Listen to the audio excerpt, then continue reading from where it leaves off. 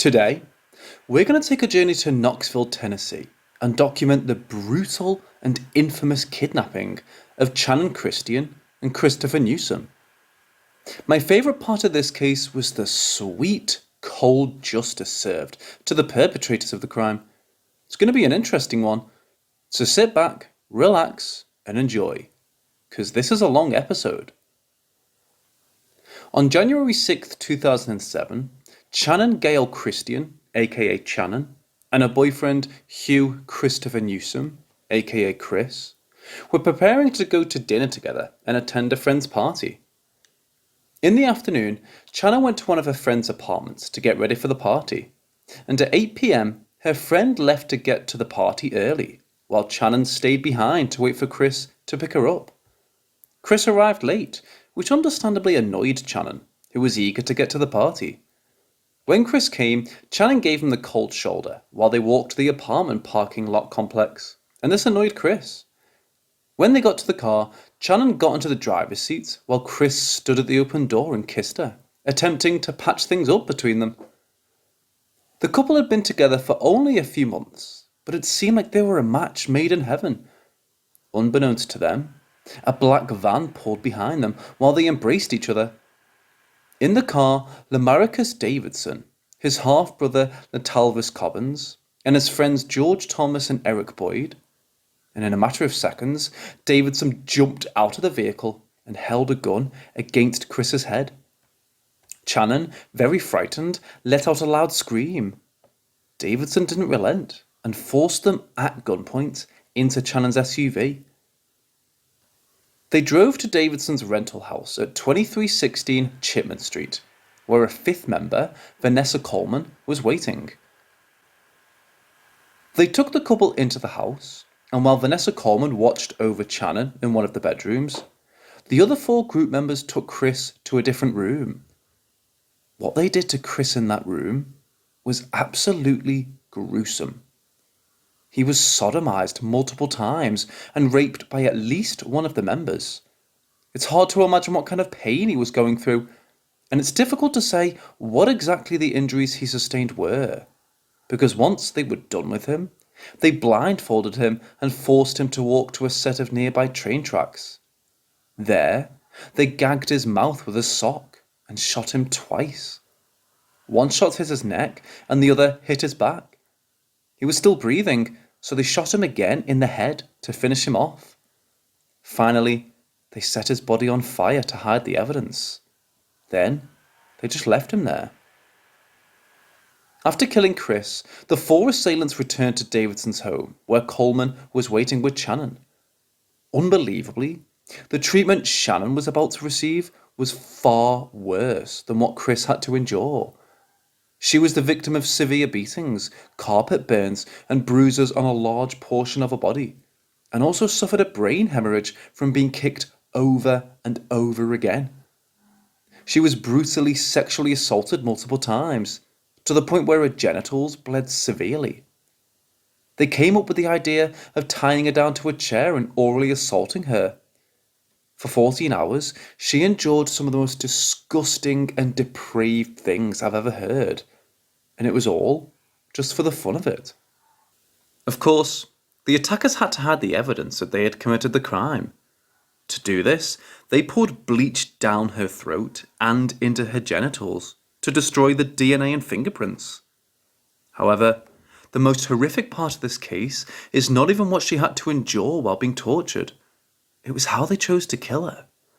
I don't even want to explain this part because, honestly, it makes me feel sick thinking about what she was going through, but it's a vital part of the story. They hogtied her and tightly wrapped a garbage bag over her head. They then put her body in 5 large trash bags and wrapped a sheet around her while she was still alive and begging for mercy. She was dropped off in a large waste disposal unit outside Davidson's house and forgotten, as if nothing had happened. While Channon was slowly asphyxiating, Davidson was spending time with his girlfriend, who was completely unaware of what he had done. He even had the audacity to give his girlfriend some of Channon's clothes as a gift. He also used Chris's phone and wore his pair of shoes the next day. He felt absolutely no remorse for his indescribable, abhorrent actions, and he was about to pay the full price for what he had done. To understand how the five members got caught, we need to backpedal to the time the crime was committed. Channon was killed on January 8th, but her friends already knew something was amiss long before she died. During the party on the night of January 7th, the couple's friends quickly noticed that Channon and Chris had gone cold. They hadn't shown up over an hour after they were expected to, and they weren't answering texts or calls, which was unusual for them. At 11 p.m, about 2.5 hours after the kidnapping, their friends decided to end the party early, and two of Chris's friends went to the apartment complex they were last seen to look for them. To his surprise, he saw Chris's truck, but Channon's SUV was nowhere to be seen. Some of the other friends searched through the apartment Channon was at, but obviously nothing came of that. On the morning of January 7th, the devastating news came that Chris's charred body had been found on the railroad tracks by a worker. He had a comforter wrapped around his body and a sweatshirt wrapped around his head. His feet were covered in mud and grass, as if he walked barefoot out to the tracks. It was also noted that there was semen inside Chris's body, but the fire had unfortunately successfully destroyed the DNA. I can't imagine what it would be like to be in the family and hear news like this. It's unfathomable. On the same day, Channon was absent from work, with no calls to her friends or family. They made attempts to find her and filed a missing person report to the police. When they requested help from law enforcement, shockingly, they were told that they'd have to search themselves. In a last-ditch effort, the family asked Channon's phone service provider for help, and they gave her the last known location where her phone pinged. The family went to the location, which was on Cherry Street, a street nearby Chipman Street, where she was murdered. There, they found her abandoned 4Runner, but almost everything inside was missing. A little bit of time passed, and up to that point there were no clues as to who killed Chris. It was a mystery. There were more questions than answers as to Channon's whereabouts. One day, a body was found in the garbage at a waste management facility. The workers noted that it was a female wearing only a camisole and a sweater, and that there was dry semen on her sweater. The police took it in and immediately identified it as Channon Christian's body. They also identified the severe injuries that she had on her and concluded that she died of suffocation. A DNA test was done on the semen, and it was connected to Lemaricus Davidson. A manhunt for his whereabouts ensued, and quickly the police obtained phone calls between Eric Boyd and Davidson. Boyd was brought in for questioning, and he told them where Davidson was, a lot quicker than they were expecting. The police confirmed that Davidson lived in the house Boyd was telling them about, and got a warrant for his arrest. On January 11th, Davidson was arrested at his home on 2316 Chipman Street and charged with the murder of Channon Christian. He and his friends had yet to be connected to Chris Newsom's murder. However, that changed when the police searched his home and found a pair of size 9.5 Nike Shox athletic shoes and a .22 caliber high-standard revolver, both belonging to Chris. They also found a journal in his home with an entry written on the 9th. It said this: "Last night was one of a kind. We stayed with a crackhead that is cool as hell. It snowed a little bit, but it's already melted. Let's talk about adventures. I had one hell of an adventure since I've been in the Big TN. It's a crazy world these days, but I love the adventures and lessons that I've learned. It's going to be a long, interesting year." A forensic analyst later matched the handwriting to Vanessa Coleman. Lemaricus Davidson was brought in for interrogation on the night he was arrested, and it was weird, to say the least. In the span of an hour and 33 minutes, he told 5 completely different stories about what happened, which all sounded like complete shit.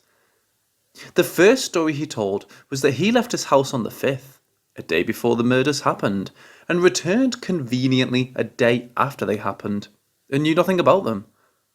However, the most interesting story he told by far was that Cobbins and Thomas arrived at his house at 10 p.m. and told him they had carjacked some people who were inside his vehicle. He claimed that he saw the victims tied up in the back seat, decided that he didn't want any part in it, and left to go smoke marijuana. He then came back to the house and saw Christian lying on the floor, begging the others not to kill her. After seeing this, he left and cleaned Channon's vehicle and used it to deal drugs. Davidson claimed that he never went into the room she was being held in and most certainly never raped her, but he couldn't explain his semen on her clothes. Yeah, he wasn't the brightest criminal. The one thing that he did do right in his interrogation was that he told the police the other members who were involved, and on the same night he was interviewed by police, Letalvis Cobbins, George Thomas, and Vanessa Coleman were arrested. Eric Boyd wasn't arrested the night for some reason, but he was shortly after. Police seized a computer that Letalvis Cobbins and George Thomas were using, and discovered that they had viewed hundreds of articles and videos covering the murders. They also obtained a purse belonging to Channon, which had a cosmetic bag in it and a change purse. All of the interrogations of the other assailants basically boiled down to the same thing. They admitted that they carjacked Channon and Chris, but it was against their own will, and the other members forced them to help. More specifically, Cobbins claimed that Davidson and Boyd drove to the apartment complex to meet a girl. However, while they were there, Boyd and Davidson decided to carjack a couple they saw outside. He claimed that they then forced Cobbins to drive back to Davidson's house, and that he had absolutely no involvement in the rape or murder of the victims. Vanessa Coleman had a similar story, claiming she was forced to help kidnap them, but was then held against her own will in the house with the other victims. So then, how did this case turn out for the perpetrators? 3 of the members, George Thomas, Letalvis Cobbins, and Lemaricus Davidson, were all facing 46 charges related to rape, murder, kidnapping, and assault. Vanessa Coleman was arrested while in her hometown of Lebanon, Kentucky. She faced 40 charges. Lastly, Eric Boyd was arrested but not indicted until 8 months later, in August of 2007. He didn't face trial until 11 years later, in 2018. I'm going to talk about all of the assailants' sentences, but I want to talk about Lemaricus Davidson first, because his trial is the most interesting. We asked for testing on the semen that was on the anal swab of Mr. Newsom, and it shows no other contributors. We asked for that. We knew Mr. Davidson had nothing to do with that rape. Davidson already had a very decorated criminal record before the murders. He had just completed a 5-year sentence for aggravated robbery and carjacking in the August before the murders. Oddly enough, he was also indicted for a robbery at Pizza Hut a day after the murders. Because of his record, he was facing the death penalty. His only realistic chance of escaping it was by pleading guilty. However, him being the smart ass he was, and against all the advice of his lawyers, he pleaded not guilty, still convinced that he could weasel his way out of this one. His trial was strange.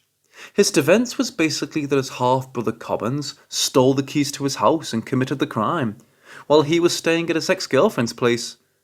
His trial lasted a whopping 10 days, and he was unsurprisingly found guilty by the jury, and they unanimously agreed to sentence him to death.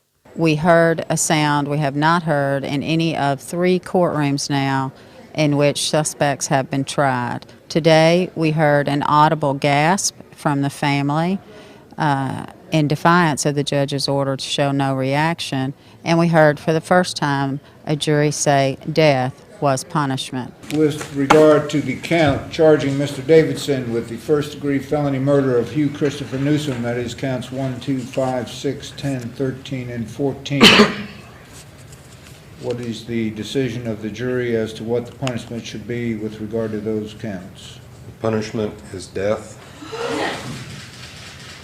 A Knox County jury today imposed a death sentence on convicted ringleader Lemaricus Davidson in the killings of Channon Christian and Christopher Newsom. They pronounced death on felony murder and first-degree murder for Chris's death, and also death as punishment for the first-degree murder and felony murder of Channon Christian. For Vanessa Coleman and Letalvis Cobbins, the state prosecutors announced that they were seeking the death penalty. The trials were delayed multiple times due to controversies around the judge. However, on November 12, 2012, Vanessa Coleman was the first to go on retrial. She pled guilty and was convicted by the jury of the facilitation of aggravated kidnapping, facilitation of rape, and the facilitation of murder of Channon Christian. She, however, was not convicted for the murder of Christopher Newsom, and as a result, she only faced a maximum of 50 years in prison. Her defense argued that she should face only 20 years in prison, while the prosecutors argued that the judge should throw the book at her and give her the maximum sentence. Ultimately, Judge Blackwood decided to meet in the middle and sentenced her to 35 years in prison. Cobbins, however, wasn't as lucky as Coleman. He was convicted on all 46 counts. However, instead of being given the death penalty, he was sentenced to life in prison without the possibility of parole. Saturday afternoon, me and my girlfriend Vanessa was in the back room playing house, I should say, having sex or whatnot. And so we get done. We go in the living room where G is watching a movie. It's getting dark. It's getting around dark. My brother comes in and calls me into the living room, into the kitchen, and says, "Hey, you know this girl I've been telling you about that I want you to meet? We finna go over here and meet her. She got a cell for me or whatnot, so I want you to come and meet her." So I'm like, all right, but I can't, how I'm gonna leave, you know, and Vanessa's here. I can't just leave Vanessa like that. He's like, don't worry about it. I'm gonna take care of that. I'm gonna just tell her we going to the store. Just get your shoes and your coat and come on. So I said, all right. So he tells her we're going to the store. I get my coat. We leave.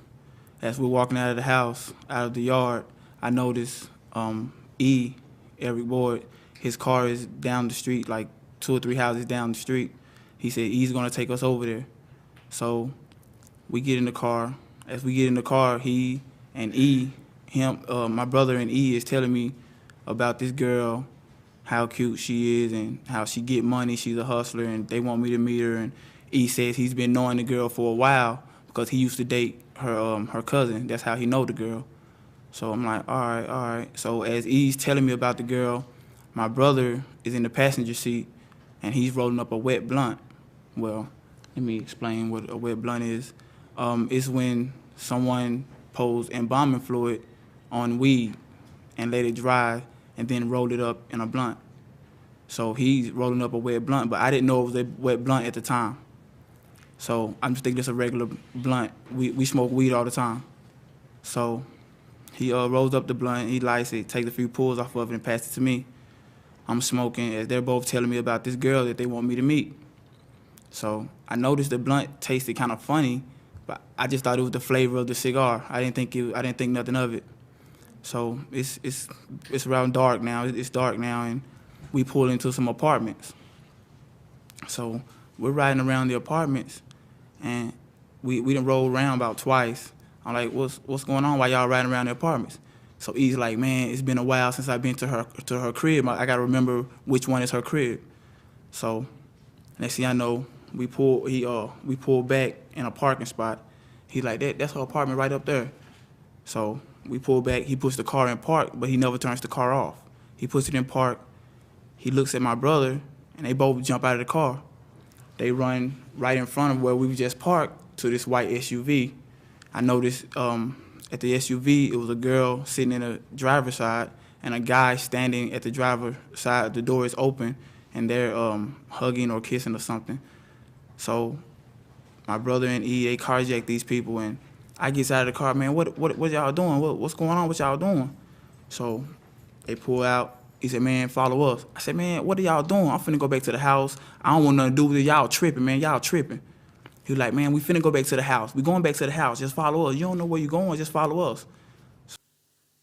That brings us to the second to last member, George Thomas. George Thomas, who didn't get much of the spotlight throughout the ordeal, was found guilty on all 38 counts he was charged with. On his first trial, he was sentenced to life in prison, with the possibility of parole after 51 years by Judge Blackwood. However, after a retrial, he was sentenced to 2 consecutive life sentences without parole for each of the murders, and an additional 25 years for the rapes. And that finally brings us to Boyd, who was waiting in jail for 11 years because his bond was set at $1 million. He was facing the Knox County grand jury, who found him guilty on all 38 of his charges relating to first-degree felony murder, first-degree premeditated murder, especially aggravated robbery, especially aggravated kidnapping, and aggravated rape. He was given life in prison with the possibility of parole. But his story isn't quite over yet, so bear with me. He went on to a second trial on state charges and ultimately had all of his convictions reduced to lesser ones. In August of 2019, his sentence was reduced from life with parole to 50 years. But considering he was 47 years old at the time of his sentencing, it's fair to assume that he'll die in prison. So that brings us to the end of the case. And since this is an older one, you might be wondering, where are they now? Well, Cobbins and Thomas were originally held at Riverbend Maximum Security Institution in Nashville. However, in 2012, Bledsoe County Correctional Facility opened, and they were transferred there. However, they were put in opposite wings, so it doesn't look like they'll be able to commit any more crimes together. Davidson is still on death row at Riverbend, and his execution date still hasn't been set yet. Eric Boyd is serving a sentence in the Federal Correctional Institution in West Virginia. And as for Vanessa Coleman, the only female assailant, she was up for parole in 2014. Petitions with thousands of signatures were signed to stop her from getting out, and it was a success. She was denied parole by the Tennessee Board of Paroles. Then again in 2020, she was up for parole, but even after an emotional little speech, she was denied once more. Nearly 14 years and more than 350 court appearances later, the Christian and Newsom families still get choked up talking about the murders of their children. In just 1 month, it will be 14 years since I have first realized that I will never dance with my daughter at her wedding. Channon, Christian, and Chris Newsom were on a date in January 2007 when they were carjacked, kidnapped, raped, and murdered. The lead investigator on the case said evidence shows Vanessa Coleman took part in every part of that crime but the carjacking. Coleman claims otherwise. There's no way she could not have heard what was going on in there, that little bitty house with no doors. On Tuesday, Coleman asked the Board of Parole for her freedom. I didn't speak up, I didn't stand up, and I didn't help when someone needed me the most in their life. And for that, I'm sorry. No one was fazed by her emotion. She was unanimously denied parole. Several board members said this case was one of the most heinous they've ever reviewed, and Coleman should continue to serve time. So, doesn't look like she'll be getting out anytime soon. Well, that brings us to the end of this one. This video was a lot longer than I thought it would be. I don't really know how to conclude this case because the horrors really speak for themselves. Just don't be a depraved piece of shit, and don't be as dumb of a liar as Lemaricus Davidson is, because his interrogation was really hard to watch. If you made it this far, leave a like and subscribe, and check out the last video. Thanks for watching.